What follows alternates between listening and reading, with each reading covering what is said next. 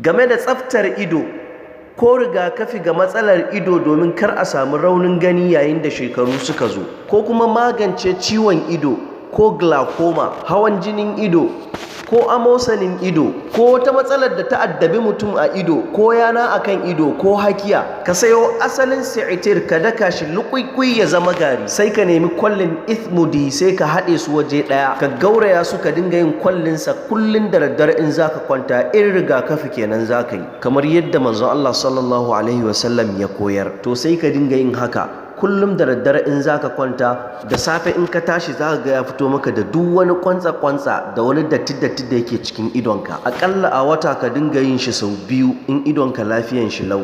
Idan kuma ka riga ka zama victim ko glaucoma ko amosanin ido ko ciwon ido ko kowane irin ciwon ido ko hakiya ko yana, to zaka dinga yi sau 2 a rana, da daddare in zaka kwanta sannan da safe in ka tashi. Sa'an nan ka nemi ruwan zamzam a karanta Fatiha kafa 7 sai ka dinga digawa a idon safe da yamma bayan saka wannan kwalli da kake yi. Idan har kana da ciwo kenan a idon, ba rigakafin da na faɗa da farko ba.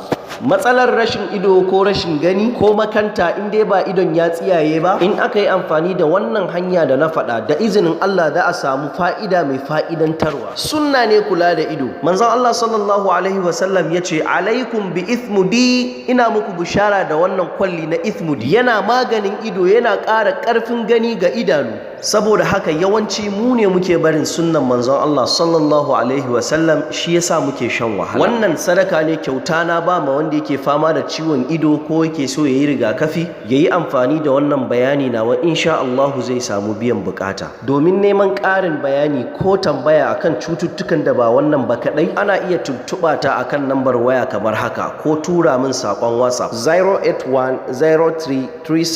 08103373096. Wannan saƙo ya zo muku ne daga cibiyar bada magungunan musulunci da na gargajiya, wato Dar Thaqafa.